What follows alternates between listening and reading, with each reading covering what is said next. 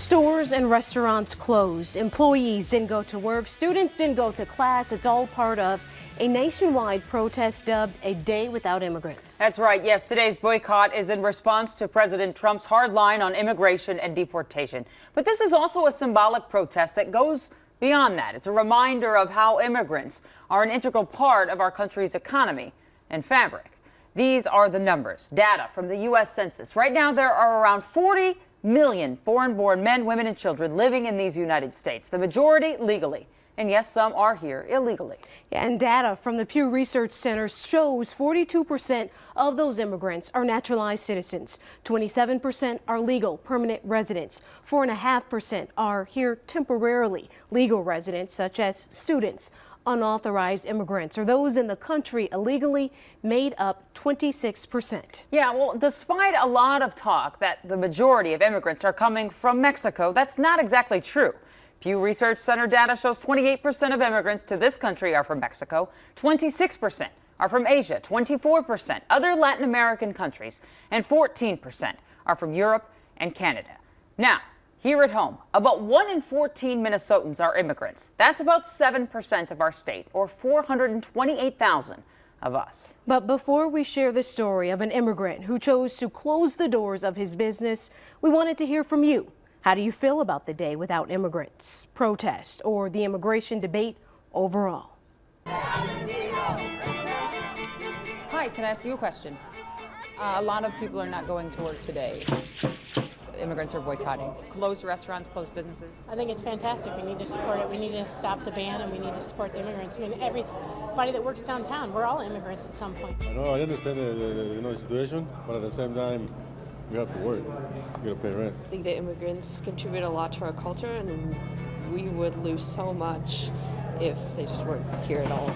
You know, I have a lot of mixed feelings on it. Immigrants are certainly welcome here, but it's nice, you know, we can focus on illegal immigrants too. You know, there's nothing wrong to me with saying there should be some limitations on who gets in. I'm not really quite sure. I agree with vetting, but I also believe in that if they've been here a long time, they've got to work something out. I think it's important to show that immigrants and legal immigrants have a place and a great impact on our society and our economy. However, I do support that everyone should join this country legally. I think there's too many protests lately, so that you get too many of them, they don't mean anything anymore. I think it's great in the sense that they have the freedom to do that. Immigrants not going to work. What do you think? I think it's wonderful. I think it's important, and I think I'm fully supportive of it. It's 50-50. I think the people in the process of already getting their visas and stuff should be allowed. There's also that side where we have our own problems here too. No, I wanted a salad today. I didn't get one when I went to DeBrian's, but yeah, I'm totally for it. I agree. We depend on them. Too many people think, you know, we don't need them, they don't belong here. You know, I voted for Trump, but I don't agree with all his policies, and I know where he stands on immigration. So you voted for President Trump, but do you agree with his immigration policy? No, I do not. So that's kind of the big picture. A lot of people weighing in, people with different feelings, and we appreciate you taking time to chat with us today. We certainly do. So let's take this down to the individual level now. Syed Wadi, he's an immigrant. He's an American citizen, and today he closed his business, he said, as a nod to both of those parts of his identity, his pride in this country and his pride as his role in it as an immigrant. In your opinion, what is a day without immigrants? A day without immigrant is a day without a lot of people. We're doctors, we're engineers, we're IT, we're designer. Because we are immigrants, we contribute to the economy, and we want people to understand that we are a fabric of this society. But on this day, Syed locked his doors, he turned out the lights, and he paid his staff at World Street Kitchen and Milk Jam Creamery to stay home. Was it a risk closing your business on this day? There's always a risk. There's always a risk that people who disagree with what we're doing or don't appreciate what we're doing, that they will abandon us or say, I'm not going to support these businesses.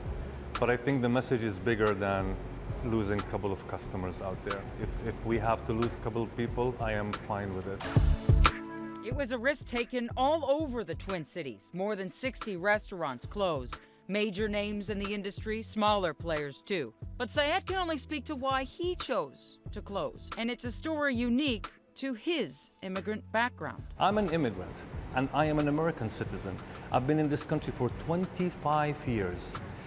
This is the first year that I don't feel welcome. I was given an opportunity to come to this country, and I think I'm doing good. I think we're nice people. I think we're contributing to the beauty of America. So I wanted that opportunity that was given to me personally to be given to other people who might be better than me. Syed's story is just one of thousands tonight across the nation. We offer it to give you his perspective as to why he made the decision he did today. This is one simple action that is from our right as an American citizen, is to say to our administration that we do not appreciate that rhetoric. One thing that Syed told me about this is a movement that's just started in the last 48, 72 hours on social media. So once again, you see something that starts on social media kind of snowball into something that people do or don't take part in. And the reason I wanted to talk to him is because he is an immigrant and because to show that there's individual stories here. He doesn't speak for every business that chose to close its doors today. He doesn't speak for all the people that chose to go to work today and say they didn't want to do that. But that's what we're trying to do, is give you these individual stories to start a conversation. One thing I do wonder is if we will see an impact after the protests that we saw today, because not only did they do it here in Minnesota, but across nationwide. the country. I had read something in Washington, D.C., half of the people that work in the service industry are immigrants. If half of the people don't go to work, well, then the economic impact is there.